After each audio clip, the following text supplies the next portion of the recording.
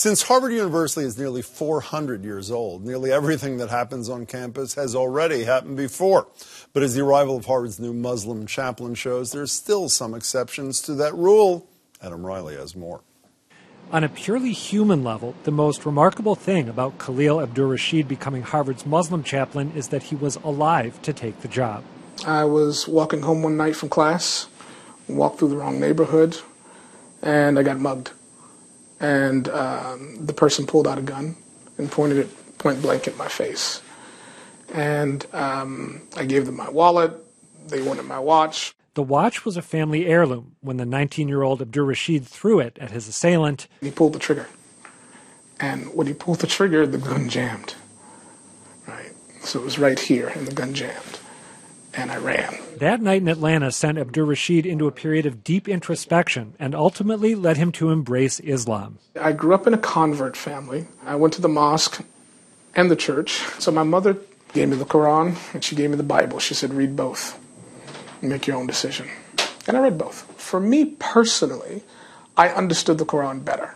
Later, when a job as a social worker left him spiritually unfulfilled, Abdur-Rashid took another leap, quitting to attend an Islamic seminary in Turkey.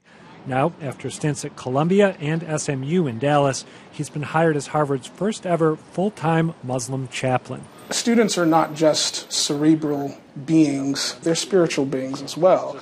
They have existential concerns. At the very least, young students who are freshmen and sophomores are experiencing some form of identity challenges. Especially, he says, young American Muslims. And these students come to college with a perception of being a member of a faith tradition that it labels them as an other, even though they may be born here, when in reality, that's a projection that they have to get over.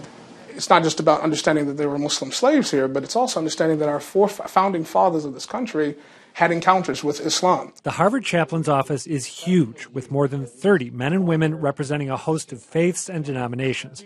But Abdur-Rashid stands out. He's one of only 2 full-timers and the first chaplain hired directly by Harvard's president, who announced his post in a January letter criticizing President Trump's so-called Muslim travel ban. But when I asked Abdur-Rashid if his job is inherently political, he demurred. There has been, since 9/11, a need for a strong presence amongst Muslim Americans to be a voice in representing their own faith, their own tradition, their own self, and speaking for themselves. And we have lacked. To be able to have a consistent voice that meets the needs of Muslim students is a moral decision, not a political one. Still, his particular vision of Islam has clear political implications. You have to cultivate a relationship with the divine that is intrinsically connected with everything around you. People, objects, plants, animals, the environment, everything. Preservation of life.